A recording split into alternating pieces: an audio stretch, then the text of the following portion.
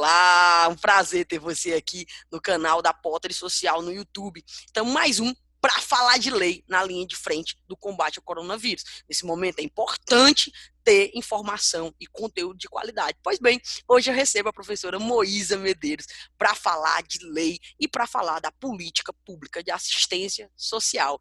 Em momentos como esse de pandemia, fica mais claro ainda a necessidade de uma política pública de assistência social fortalecida. Vamos lá, vamos ver a Moísa e ver quais as dicas que ela traz para nós. Olá, estou aqui mais um para falar de lei na linha de frente do combate ao coronavírus. Hoje recebendo uma amiga especial, estudiosa, doutora na área do serviço social, estudiosa do tema que nós vamos conversar hoje, é essencial. Vamos falar de política pública de assistência social e eu vou falar com a minha amiga Moísa Medeiros, doutora pela UFRJ, Universidade Federal do Rio de Janeiro, mestre em políticas públicas pela UES, a UES rende bons frutos, professora e coordenadora do curso de serviço social do IFCE, lá em Iguatu, e que tempos atrás, pouquinho tempo, né, apresentou uma tese maravilhosa, que eu li um capítulo e estou aqui ainda, louca que já saia em livro, Primeiro Damismo e Sistema Único de Assistência Social, Novas e Velhas Práticas. Moísa, obrigada por vir aqui falar com a gente, viu? Primeiro de tudo, dá o teu alô aí. Oi, Ari, eu que agradeço demais o convite da Potter e seu, da Cíntia, para estar aqui falando sobre o Sistema Único de Assistência Social, um sistema tão importante, né, para a população e nesse momento de pandemia, mais ainda se faz necessário fortalecer esse Sistema Único e a gente vai conversar sobre isso hoje, então, muito obrigada por esse espaço aqui.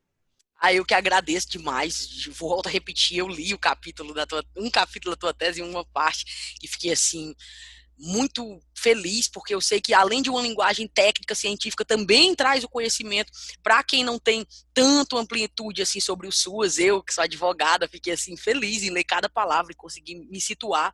E eu imagino que muita gente está assistindo a gente aqui, o Moísa, não tem tanto conhecimento do que é o SUAS. Aqui mesmo no canal, na Potter Social, aqui no YouTube, a gente está recebendo muita gente que está descobrindo a política pública de assistência nesse momento, além da gente ter pessoas que conhecem muito, assistentes sociais, estudantes de serviço social, mas para a gente poder já organizar aqui a reflexão. Explica para as pessoas o que é esse Sistema Único de Assistência Social. A gente sabe que tem uma base constitucional, é um dos direitos sociais trazido na Constituição, a assistência aos desamparados, mas como é que isso se materializa? É um sistema muito novo, né? Recente. Sim, é um sistema muito recente, né? O SUAS é de 2005, e para a gente entender um pouco o Sistema Único de Assistência Social, a gente precisa entender como a assistência social foi tratada, né, e conduzida no Brasil antes de existir esse sistema. Então, é interessante a gente fazer um pouco esse paralelo do antes do SUAS para que a gente entenda também a necessidade de fortalecê-lo, de defendê-lo, né, e de entender a sua relevância e importância para a garantia dos direitos da população que se encontra em situação de pobreza, né, em situação de vivência das diversas desigualdades, não só a pobreza, mas enfrentando as situações de violência e violações de direitos. Então, eu vou falar um pouquinho, rapidamente, o que é que a gente tinha antes do SUAS, Certo. e o que é que a gente tem pós-SUAS, e o que é que a gente ainda vai precisar avançar, que a gente com certeza vai debater um pouquinho sobre isso. Então, o que é que nós tínhamos em relação à assistência social no Brasil antes de 2005?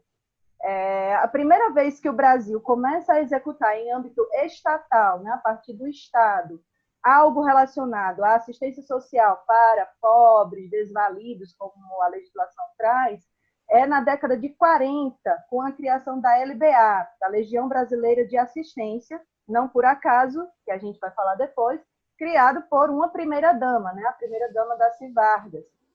Então, o que é que isso demarca? Que a assistência social da década de 40 até os anos 90, que foi quando se promulgou aí a Lei Orgânica de Assistência Social em 93, A menina Loas. E a menina Loas, ela claramente tem uma conformação, né? Ela tem uma estruturação toda baseada na perspectiva da benemerência, da filantropia, e o Estado vai entrar com o subsídio financeiro a instituições filantrópicas para executarem programas, serviços de amparo às pessoas pobres, né? De modo geral, as pessoas pobres.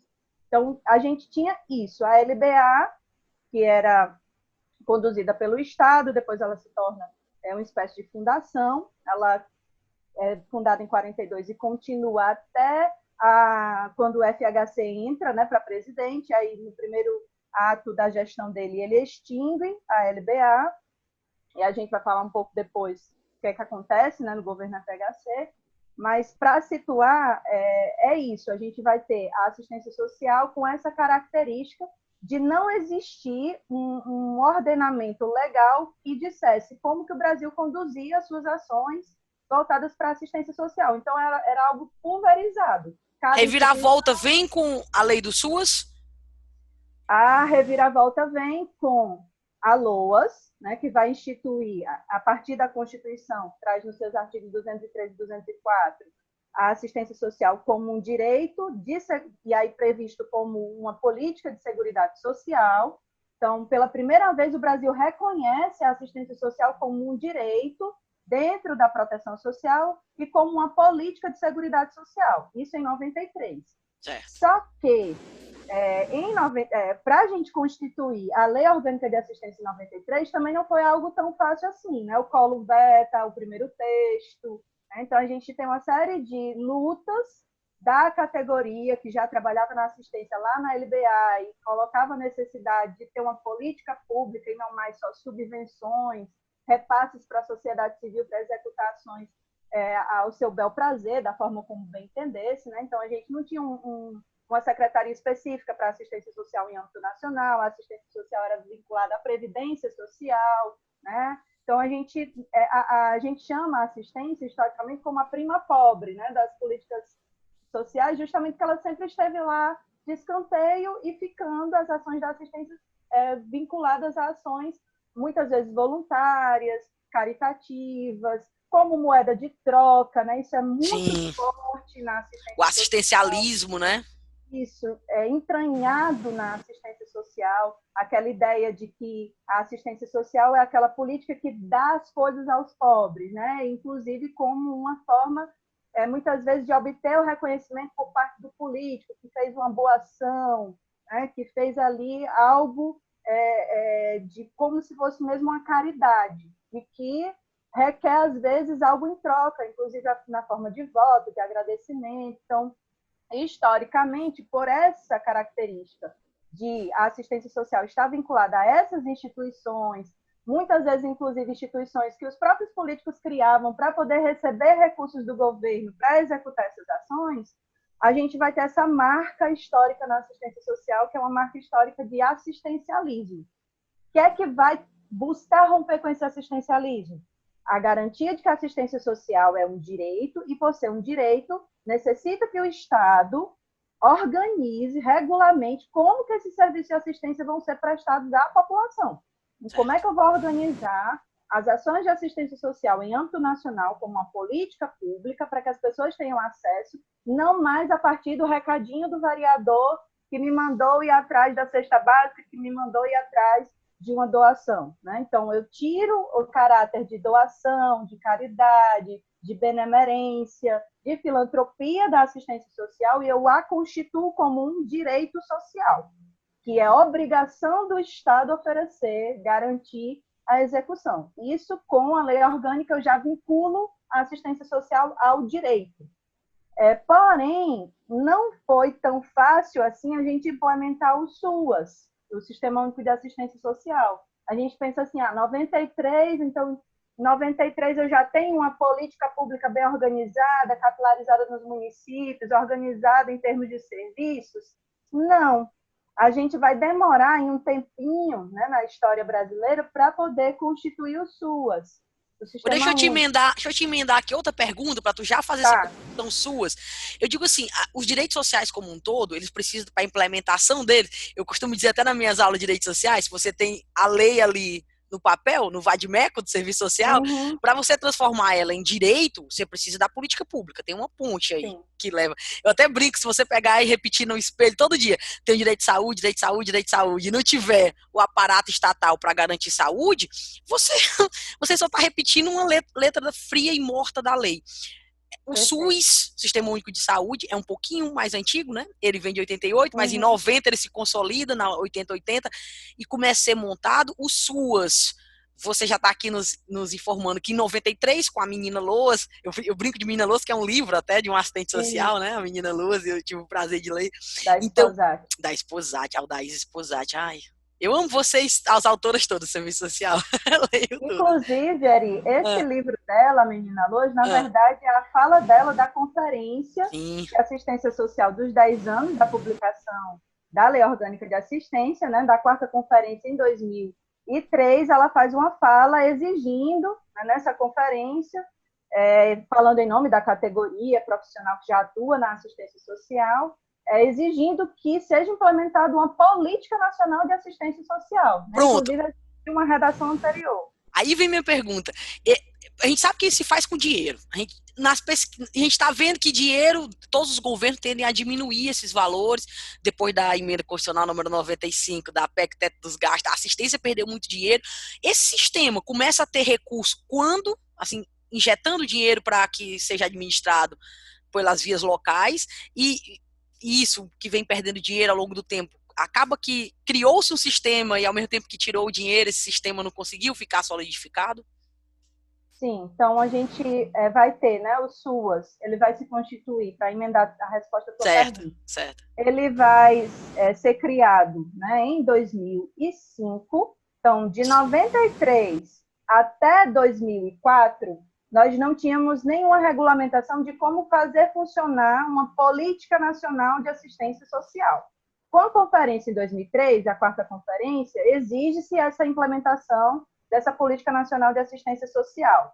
Em 2004, tem-se o primeiro texto da Política Nacional de Assistência Social e em 2005 se cria uma norma operacional básica que vai dar diretrizes de como executar as ações, os programas, os serviços que estão presentes no texto da Política Nacional de Assistência Social, como é que isso vai se operacionalizar em termos administrativos, de recursos orçamentários, de habilitação dos municípios e estados para receber esses programas e serviços da assistência social. Então, a gente vai ter a assistência social tendo recursos, financiamento, com repasses fundo a fundo, de forma sistematizada, a partir do SUAS, porque aí eu vou constituir o que a gente chama de conselho, plano e fundo. Né? Os municípios vão se habilitar para receber os recursos através dos pisos de transição, né, do piso da proteção básica, da média complexidade, da alta complexidade, que são repasses federais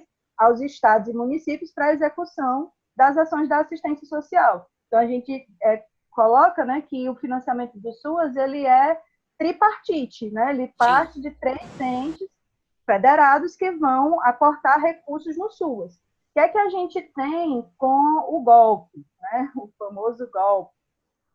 Nós temos uma proposta que visa reduziu bastante drasticamente os recursos para o SUAS. Então, o que é que as estudiosas, né, de maior monta aí no Brasil vem colocando em relação a como se dá esse início do SUAS para o que a gente tem hoje? Nós estamos com 15 anos, né, de SUAS, vamos fazer 15 anos esse ano de 2020. Então, o que é que a gente tinha? A gente tinha um SUAS de 2005 até 2011, se não me engano, que é a modificação da LOAS, para poder aportar no texto da LOAS essa configuração do SUAS, né, porque a lei vai ser modificada para poder ter lá proteção social básica pensada, especial, de média e de alta, CRAS, CREAS, PAIF, PAEF, que não estavam ainda no texto, porque o SUAS é posterior ao texto da LOAS, né? Então, a LOAS incorpora todos esses programas e serviços ao seu texto. Então, a gente tinha aí, de 2005 a 2011, um processo de institucionalização da assistência. Né? Aí vem a tipificação dos serviços socioassistenciais, que vem para fortalecer a operacionalização desses serviços em todo o Brasil, orientar, né, a execução desse serviço. Então, o SUS estava em processo de consolidação. Ele não estava ainda um SUS extremamente já fortalecido em todos os seus aspectos. A gente estava construindo esse sistema. Pois não, pode concluir. Pronto. Então, só porque Sim. Só me surgiu uma dúvida aqui. quando tu diz assim, tá em processo de consolidação, eu fico pensando assim, se eu chegar com um bebê, né, lá no Pará, ou lá em Aracoiaba, minha terra, com um bebê de 0 meses, já se sabe exatamente, tem padronizado no SUS o que é que aquele bebê vai receber de vacina, se ele não tomou nenhuma vacina. Isso é um padrão, né? Sim. No CRAS, por exemplo, se eu chego no CRAS de Aracoiaba, ou chego lá no Pará, e tô com algum tipo de serviço, tipo, não sei, requerimento de BPC, pronto, para fazer uma coisa que passa pelo CRAS e vai para o INSS depois, né? Eu também tenho essa padronização, não é isso? A ideia é que o sistema funcione padronizado nacionalmente. Seria essa o grande meta do SUAS? É a ideia que ele tenha, né, um direcionamento que, se eu chegar num CRAS, em qualquer lugar do território nacional, eu vou ter uma gama de serviços ali sendo ofertados, com diretrizes de como ofertar, de como funcionar. Massa. Porém, como nós temos aquele ranço histórico, cultural lá do assistencialismo, né, na assistência social que nós falamos no início, infelizmente, o SUAS sozinho, né, mesmo com todas as legislações, com toda a luta que nós temos das categorias profissionais envolvidas, no fortalecimento desse sistema, a gente ainda tem muitas práticas dentro da assistência social que remontam ao caritativismo, ao assistencialismo. Nós temos um exemplo claro, e eu digo isso lá na minha tese, né, depois que ela estiver publicada, né, a Eri pode disponibilizar o link para vocês, eu mostro como que, por exemplo, os benefícios eventuais, né, que podem ser materializados de várias formas, desde pecúnia, em forma de recurso, né, dinheiro para a população que está em uma situação mais gritante de pobreza e que não acessa programas de transferência de renda ou numa situação de calamidade, eu posso, que é o que a gente está vivenciando agora, eu posso garantir esse benefício eventual. Então, o que é que as prefeituras fazem? Muitas vezes deturpam esse benefício eventual, colocando, inclusive, que a população tem que cumprir certos critérios para poder acessar esse benefício eventual, o que é um erro. Né? Se eu estou numa situação de calamidade, eu não tenho que cumprir nenhuma atividade dentro da assistência, como, por exemplo, participar de um grupo, para poder receber uma cesta básica, para receber, né, um auxílio, um benefício eventual como algo relacionado ao famoso kit bebê, né? Sim, a urna funerária, tá nesse sentido? Urna funerária também, né? Então, assim, elas deturpam muito essa questão e isso, muitas vezes, é utilizado ainda com aquele critério bem clientelista, né? Para poder fazer a propaganda da gestão municipal. Então, quem é que geralmente faz a distribuição desse tipo de benefício eventual?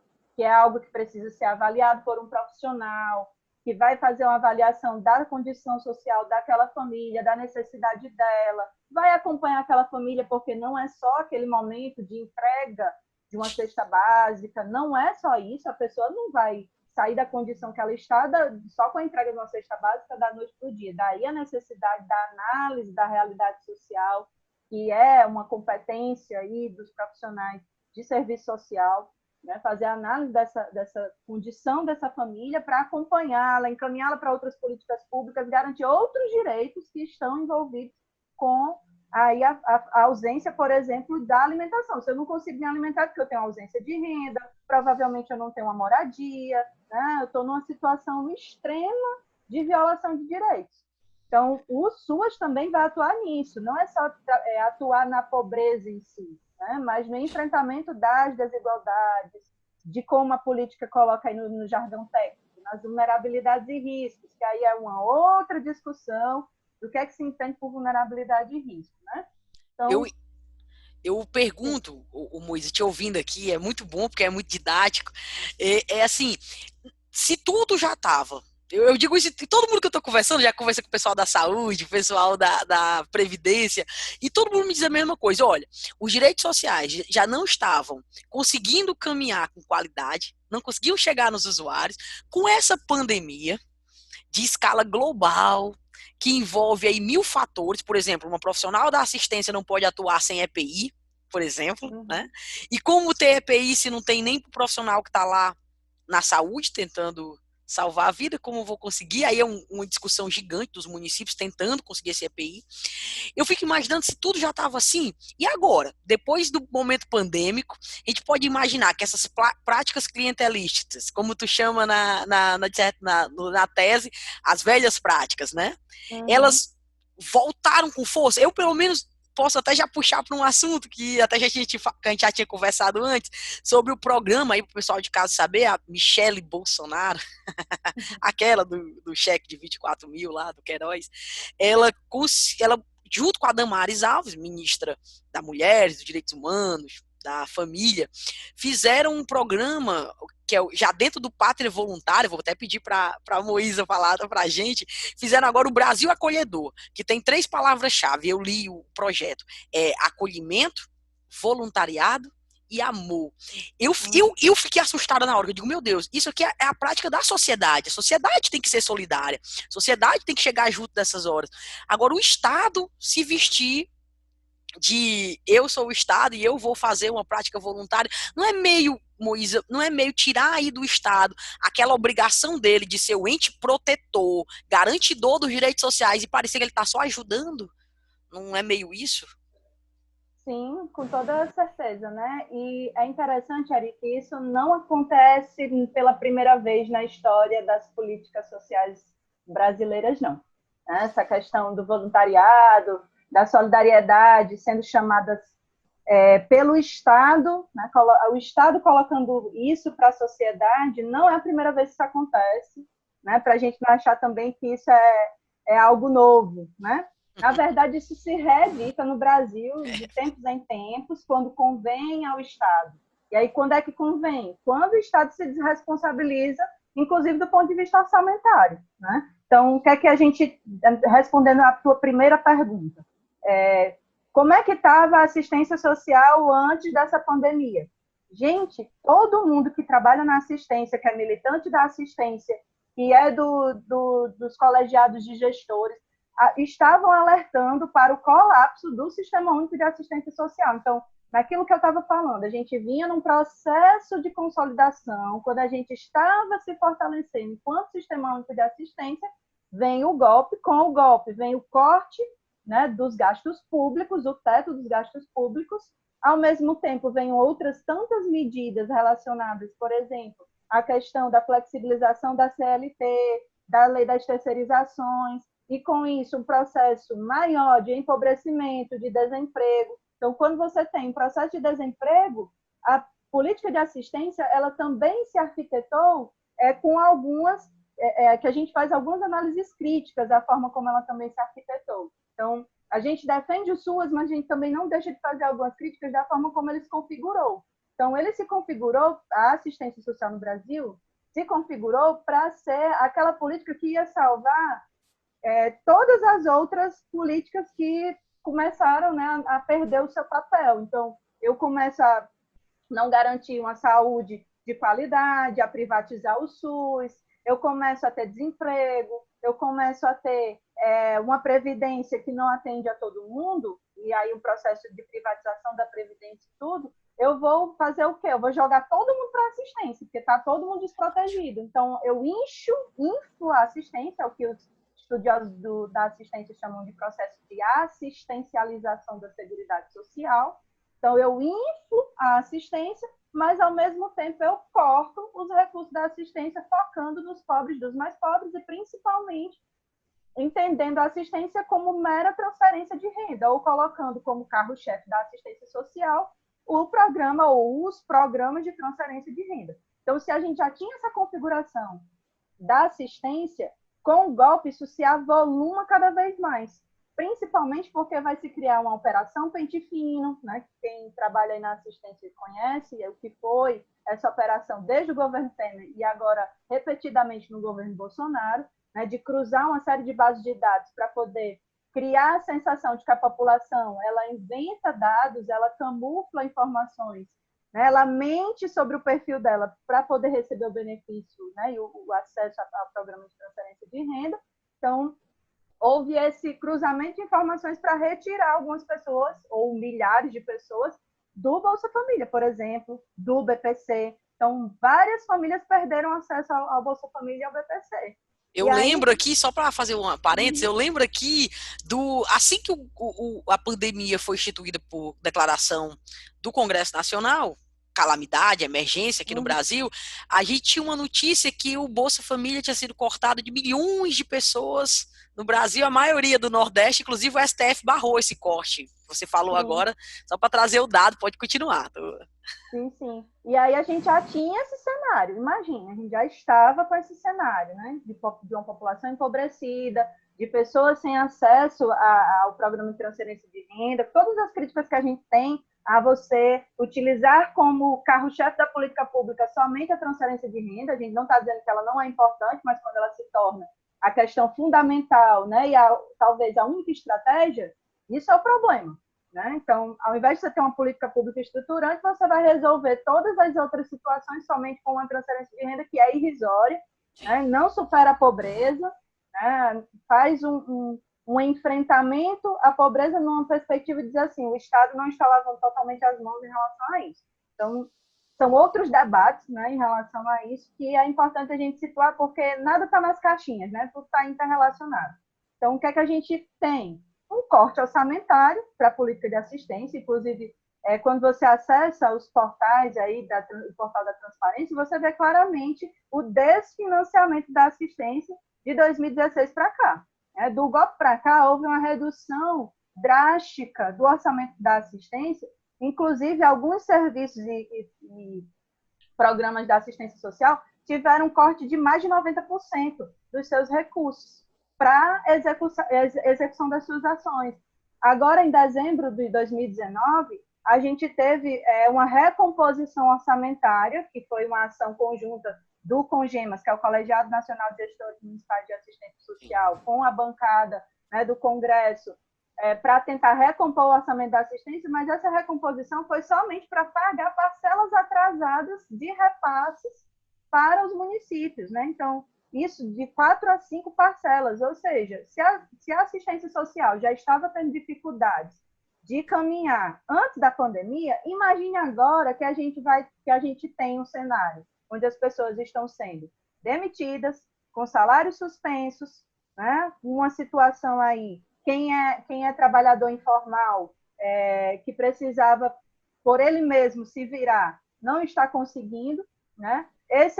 O auxílio emergencial não vai suprir as necessidades da população, não vai chegar para todo mundo, é um valor também que não garante a sustentabilidade de uma família, né? Isso por um período também muito curto, a gente sabe que as consequências dessa pandemia vão se prolongar por muito mais tempo. Com mil complicadores, como o uso de internet, população que muitas vezes não é nem alfabetizada. Sim, que aí era uma coisa até que a gente problematizava ontem, numa reunião aqui no município, com os profissionais da assistência, justamente isso. A população não consegue acessar a internet. Então, ela vai para onde? Para a porta da secretaria, porque a gente ainda tem aquela ideia também que a assistência ela serve como distribuição de cesta básica, distribuição de vale-gás. Então, as pessoas estão se aglomerando nas portas das secretarias atrás disso, né? Desse tipo de acesso. Então, é algo muito complexo para a gente lidar no cenário de desfinanciamento, né? No cenário onde você não tem recurso. E aí, como é que a gente vai fazer? Moisa, aqui a gente está no YouTube, né? Então a gente recebe muita mensagem, muitas delas maravilhosas, que curtem muito a discussão. Maria, fico feliz demais, leu cada uma para poder ficar mais feliz no confinamento que estou. Mas recebe também muitas pessoas que às vezes são apoiadoras de algum político, um político ou outro, e que se revoltam, né? Falam bravamente conosco aqui. A gente colocou palavras-chave que pelo menos suspende algumas que são mais pesadas. Como é que a gente consegue chegar nessas pessoas e dizer que a gente não está contra a iniciativa de voluntariado, o Brasil acolhedor, porque ela é de um partido, ou porque ela é de um presidente, que isso é uma situação que no tempo, vários presidentes, como você já disse aqui, usaram da mesma artimanha. Eu não vou botar dinheiro público para ajudar a população pobre, para amparar a população pobre, eu vou pegar dinheiro das pessoas e para as pessoas pensarem que eu estou aqui fazendo muita coisa, né? Com iniciativa porque é acolhedora, é voluntária, é amor, né? Aí faz todo um merchandising, não vamos deixar ninguém para trás. E não se faz política pública sem dinheiro público, sem Tesouro Nacional abrir os cofres. Como é que a gente chega nessas pessoas e tenta explicar esse cenário? Você aí que fez esse cenário tão bem na tese, me ajuda. Como é que a gente faz para Então, deixar claro que não é partidário, é puramente técnico, teórico e de um estudo aprofundado? Pronto. A primeira coisa que a gente tem que entender é que todos os governos brasileiros, né, de modo geral, eles estão inseridos numa lógica internacional de um sistema, né, qual o sistema? O capitalismo. A gente vive no capitalismo, né, não vivemos em outro sistema, mas vivemos no capitalismo. Então, o capitalismo, ele cria suas estratégias de manutenção e reprodução. Então, uma dessas estratégias é o Estado, dentro de um capitalismo com características neoliberais, que é o que a gente vive no Brasil desde os anos 90, né? Paulatinamente a gente vem aprofundando esse modelo, né, de capitalismo.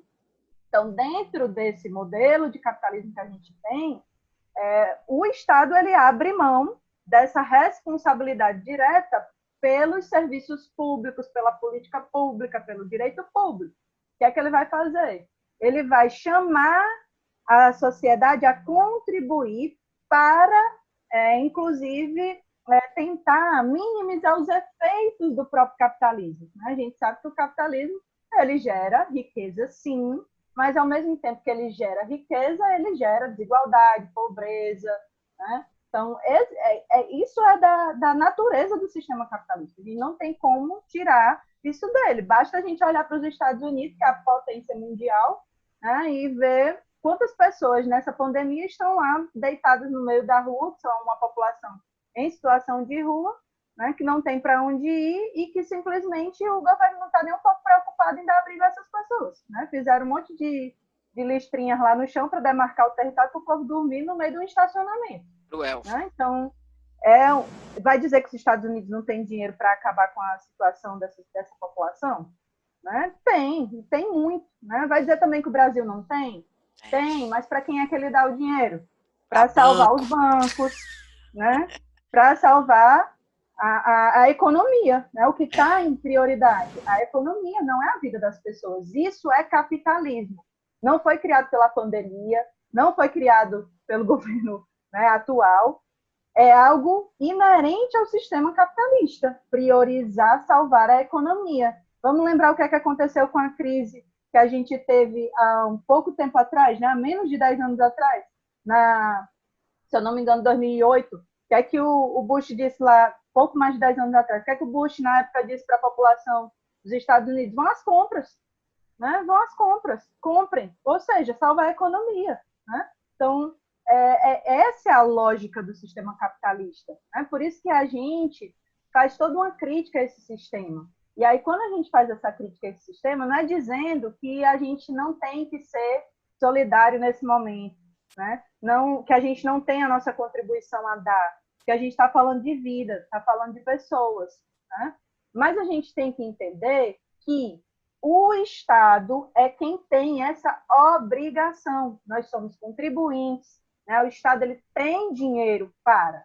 Agora, ele destina esse dinheiro da forma como ele bem entende. Ele, como o Estado ele tem uma vinculação de classe, sim, ele vai aportar seus recursos, sim, para salvar o grande capital.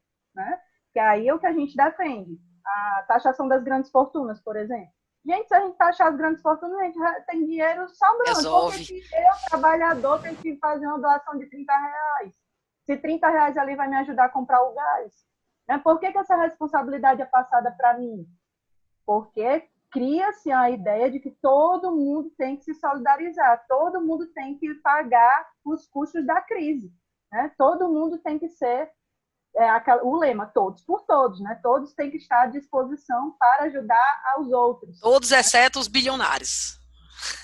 Excessos bilionários. Então, essa conta sempre vem chegando para nós. E isso não é uma novidade. É algo próprio desse modelo de capitalismo que a gente tem. Né? Então, inclusive, esses jargões, solidariedade, inclusão, país justo, né? Que são os lemas do Pátria Voluntária. Né? Qual é o lema do Pátria Voluntária? Contribuir para a transformação do Brasil, para que ele se torne um país justo, inclusivo e solidário. Essas palavrinhas, justiça, inclusão, solidariedade, transformação, são palavras que, dependendo de como você utiliza, dependendo do conteúdo que tem por trás delas, elas podem ter um efeito ou outro. Né? Inclusive, quem faz um debate mais teórico a respeito disso sabe que essas palavras, na verdade, são conceitos muito bem fundamentados numa proposta de uma sociedade não vinculada ao capitalismo, né? Uma outra sociabilidade, né? Outra forma de viver em sociedade que não é capitalista. Então, quem defende isso são pessoas vinculadas a uma perspectiva de uma sociedade emancipada, de uma sociedade livre das opressões, das desigualdades. Mas esse discurso vem sendo incorporado por aqueles que defendem o capitalismo, a livre iniciativa, cada um corra atrás do seu sucesso. Né? Estratégia, né? Estratégia de merchandising para... É uma estratégia ideológica, na verdade. Né? É uma estratégia pesadamente ideológica para colocar nas pessoas a ideia de que elas é quem são as responsáveis por garantir o sucesso ou o fracasso do país. Né, tirando totalmente a responsabilidade do Estado em relação a isso. Né, tirando totalmente a responsabilidade de garantir direito. Então, vá lá, empreenda, corra atrás, você pode mais. É uma autorresponsabilização do indivíduo, né, nesse sentido.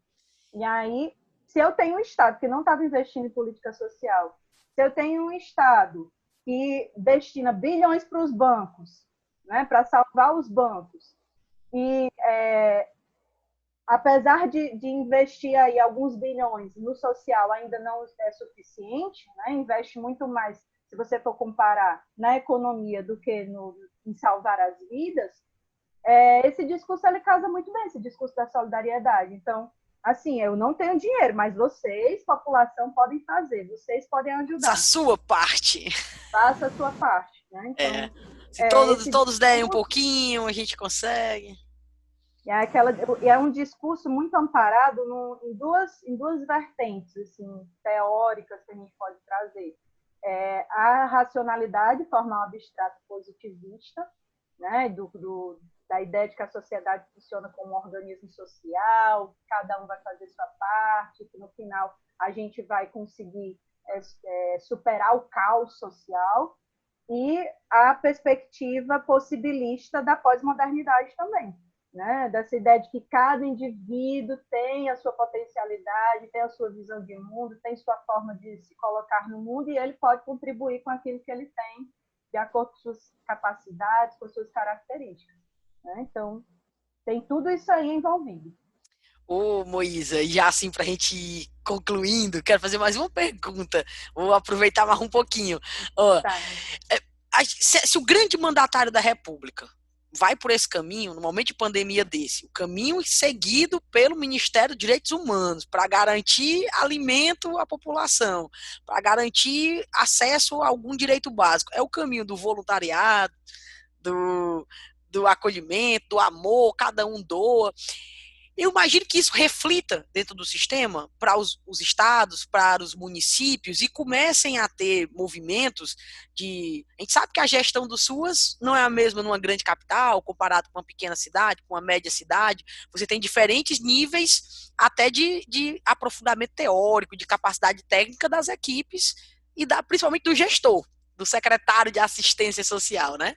E tem um grande movimento com a Michelle Bolsonaro, primeira-dama, colocou a mulher à frente, como se a primeira-dama fosse aquela coisa maternal, eu tô aqui por vocês, Brasil, amo vocês.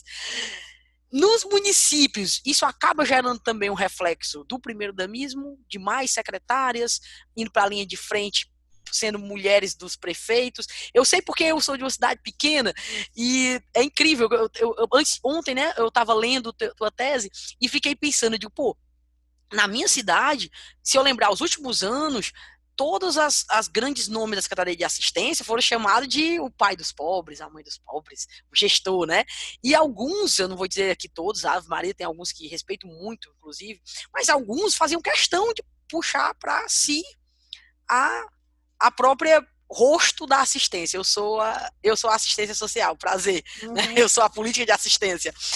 Isso acaba, nesse momento pandêmico, aumentando nas gestões, essa vinculação ao capital político do prefeito com a primeira-dama, ou mesmo com outra pessoa indicada por ele, ou não, isso já nunca deixou de ser, já é assim de tempos.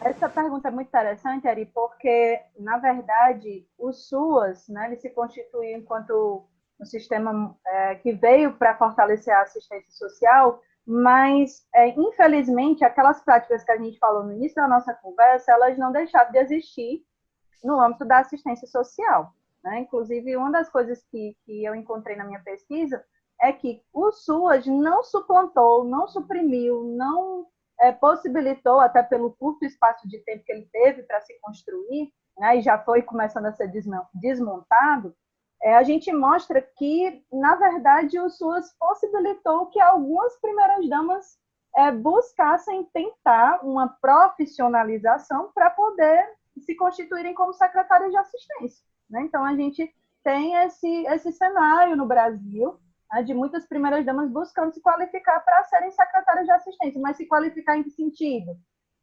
Buscando apenas um título técnico, que diga assim, não, eu estou aqui não é como primeira-dama, eu estou aqui como assistente social, eu estou aqui como a pedagoga, né, como alguém que cursou administração pública, né, e muitas vezes uma formação apenas para garantir realmente o diploma, né, o certificado. Isso eu já sei de tudo, vim só pegar meu diploma.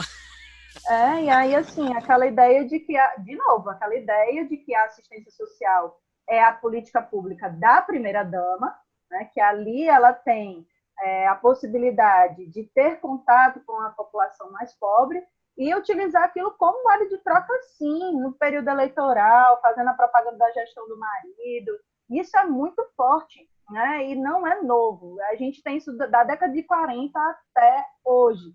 Quem pensou que o primeiro-damismo tinha deixado de existir dentro do SUAS se enganou, né? Porque ele saiu de cena no cenário nacional, porque nos governos do PT a gente teve aí a Marisa Letícia, que não se envolveu, né, em nenhum ministério, em nenhuma secretaria, em nada, e a Dilma, que não tinha, que era uma mulher, não tinha a figura da primeira-dama. Mas antes da Marisa e depois do governo Dilma, quase 90% das primeiras-damas nacionais tiveram algum papel vinculado à assistência social ou alguma pauta, alguma área relacionada à assistência social. Marcela Temer, né? A gente tem Marcela Temer criando Criança Feliz, que, inclusive, com os cortes do SUAS, o que é que a gente teve? Uma inversão, ao invés de destinar recursos para assistência social, enquanto política social, né, Sistema Único, eu destino os recursos para Criança Feliz, o programa da primeira-dama. Então, a gente tem essa situação no Brasil hoje, que é o desmonte do SUAS, a desprofissionalização do SUAS. Embora a gente não tenha deixado de ter essas práticas do primeiro-damismo do SUAS, que é o que eu chego a essa constatação, né, na minha pesquisa, a gente também não pode dizer que o SUAS não é importante, que ele não é necessário. Pelo contrário, a gente estava lutando para poder essas práticas serem superadas. Quando a gente estava lutando, estava conseguindo diminuir isso, ou tentando problematizar isso, aí vem, né, todo esse desfecho nacional e bota de novo as primeiras-damas na linha de frente da assistência social. Então, sim, você ter a primeira-dama falando em nome, né, do Ministério, falando em nome de um programa federal, constituindo um programa de voluntariado, isso estimula que as primeiras-damas nos estados e nos municípios façam a mesma coisa, inclusive porque ela convocou, ela fez essa convocação para que as primeiras-damas estaduais, municipais, se engajassem no Pátria Voluntária. Ela criou, agora em janeiro,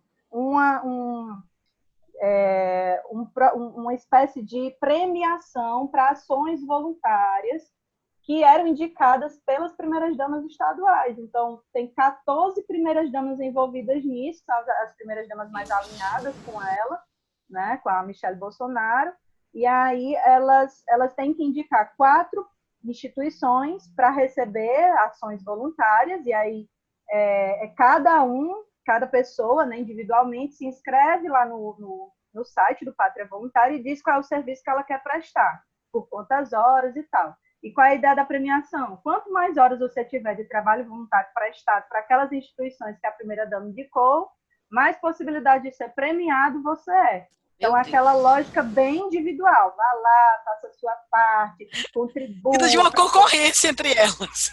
Sim, e a proposta mesmo da premiação, de premiar o voluntário, né? O voluntário que fez melhor, o voluntário que se dedicou mais. Né? Então, desprofissionaliza, eu tiro a ideia de que eu preciso de uma equipe para fazer essas ações, né?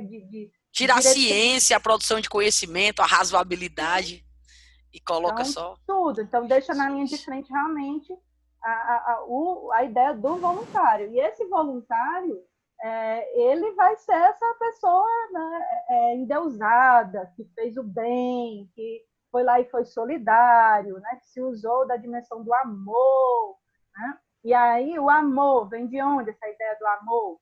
Aí a nossa base, né, judaico-cristã da nossa formação social. Né? E aí bate de frente com a ideia de Estado laico. Né? Porque, inclusive, o próprio perfil dela, da primeira-dama Michelle Bolsonaro, é invocar também essa dimensão religiosa.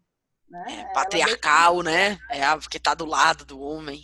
Sim, do grande deixa homem. muito claro isso nas redes sociais dela. Né? Então, quem quiser conhecer melhor isso, hoje as redes sociais, eu segui todas as primeiras-damas estaduais que tinham Instagram nesse período agora da tese e todas as primeiras-damas das capitais. Então, assim, tem material que eu não explorei na tese, vai ser para um projeto futuro. Tem material para análise até... Né? Tem um perfil parecido, elas, Isa? Tem um lugar onde todas se encontram. O lugar onde todas se encontram nesse discurso de que elas estão ali para ajudar a gestão do marido e fazer o melhor para a população. Esse é o discurso. São muito boas. Né? Se elas fazem isso através de um bazar, através de um evento beneficente, ou sendo secretária de assistência, aí cada uma monta a sua estratégia. Inclusive, tem delas que fazem as duas coisas. São a secretária de assistência, ao mesmo tempo que é uma instituição filantrópica, ao mesmo tempo é a presidente de honra da Associação de Primeiras Damas do Estado, né, que faz um bazar, pega lá e faz na sua rede social, mostra um vídeo, ela tirando tudo do seu closet, do seu armário, né, seus vestidos de luxo, suas peças de luxo. Tão desapegadas. Para arrecadar dinheiro e fazer o bem. Né? Então, assim... Ou seja, bem mãe dos pobres, né? Bem mãe dos pobres. Tem um recorte de classe, são mulheres burguesas, ricas, que o marido entrou para a política. A grande maioria são políticos, oligarcas, que a família já vem na política há muitos anos. Inclusive, tem gente hoje que está na política brasileira, nos governos estaduais, que já a família está na política desde a época imperial. Então, nós temos tudo isso para discutir. É uma dimensão patrimonialista muito forte que a gente tem no Estado brasileiro. Eu boto dentro do Estado as minhas pessoas, a minha família, os meus aliados, e eu faço isso para fortalecer minha imagem e na próxima eleição eu ganhar de novo e continuar dando as cartas e as diretrizes. E qual foi a política social que mais possibilitou isso? A reprodução desse patrimonialismo? A assistência social. Porque é aquela que pega lá naquela dimensão, a dimensão mesmo do pobre, da necessidade mais emergencial. A dor, então, né? Da dor. Né? Então, da dor de não poder ter acesso ao básico. Então, vou lá e me coloco como grande doador, a grande, né, e maravilhosa pessoa caridosa. Né? E elas arrastam multidões. Onde elas vão, elas arrastam multidões. Eu imagino, eu fiquei louca pra ver essa tua nova pesquisa aí, com os Instagrams das blogueiras. E tem mais, tem delas que tem quase um perfil de blogueira, viu? É, certeza. Devem ser assim. E que ditam estilo e tudo. Deve ser seguidores. É muito patriarcal, né? Aquela imagem da mulher perfeita, mãe de família, a esposa perfeita, que se veste de um jeito perfeito. Né? Então, elas ditam moda, né? Inclusive, ditam padrões. E tem mais seguidores do que os próprios governadores e prefeitos nas redes sociais. Like é vida. Então, elas são cabos eleitorais, elas são os cabos eleitorais. Né? Ou seja, a artimanha é toda por isso, né? Toda por voto, no fim das contas. Interessante que isso não é novo. Não é. A gente tem, por exemplo, a pesquisa que eu fiz no mestrado, eu já mostrava isso com a Luísa Távora aqui no Ceará. Qual o ano da Luísa Távora? Luísa Távora, ditadura militar. Final dos anos 60, primeiro mandato do Virgílio Távora, final dos anos 60, início dos anos 70. E depois do segundo mandato dele, ele dá uma pausa, vai ser deputado, senador, aí volta. E tem um segundo momento que é... E ela já era assim, ditava moda? Não, na verdade, o foco dela não era nem tanto essa questão da moda, mas era a questão de ser mais amada, né, mais idolatrada do que o próprio governador, e era o cabo eleitoral mais forte que ele tinha. Né? Então... Ai, tão bom, Moisés, eu falaria o dia todinho aqui contigo, tô adorando, mas vou te liberar. Quero só pra gente encerrar, que é a terceira pergunta, eu digo que é pra encerrar. Tá. Mas essa é, pós-pandemia, temos esperança da gente conseguir se organizar e conseguir que a política de assistência receba mais recursos, receba mais atenção, ou também temos aí um temor grande dessas práticas patriarcais, caritativas, assistencialistas se disseminarem mais ainda? Vai, já para a gente ir concluindo. Eu acho que isso vai depender muito da nossa organização política enquanto profissionais do SUAS, né? Eu não sou uma profissional do SUAS na linha de frente, porque estou na docência, mas me considero uma profissional do SUS como pesquisadora da área que sou, né, e que estou ali o tempo todo com os profissionais que atuam na assistência. Então, assim, o momento agora é de fortalecer o SUAS, de mostrar para que ele veio, mostrar sua importância, sua relevância, a importância dele ter recursos, dele estar estruturado, né, porque num contexto como esse, se você não tem política pública com recurso bem estruturada, o que é que a gente vai ofertar para a população? Como é que a gente vai sair dessa?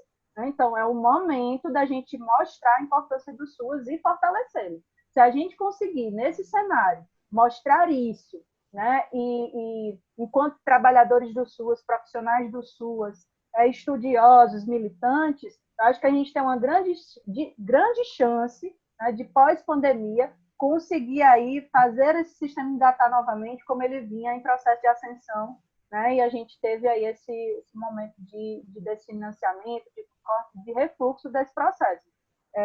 Eu não sou uma pessoa muito fatalista, não. Eu acho que essa pandemia faz com que a gente pense o que é esse sistema que a gente está vivendo. Que prioridades a gente colocou enquanto órgão público, enquanto Estado, enquanto sociedade civil. Esse é o momento de se reinventar. Né? Esse é o momento de parar e de reconduzir nossas trajetórias e rever o que é que a gente estava fazendo dentro da política pública. Mas precisa que quem está na linha de frente se coloque, saia em defesa, né? Compre a briga na defesa do SUS. Exatamente. Oh, coisa linda. Ei, muito obrigada, viu, Moisés? Agradeço demais. Eu que agradeço. Não sei se eu respondi tudo, porque são muitas questões interconectadas, né? Mas fico aí à disposição para a galera de casa que quiser entrar em contato, perguntar mais coisas também. A gente está à disposição para responder. Todo mundo comenta aí que eu vou juntar tudo e mandar para a Moisés, para ela dar uma olhada. Aproveitar que a gente está sem dar aula, né? Aí a gente vai estar trabalhando mais, eu tenho certeza. Deve estar pipocando de reunião. Com certeza. Ei, brigadão, viu? Beijo grande. Pessoal, aí se inscreve no canal que tem vídeo novo todo dia. Beijos. Tchau.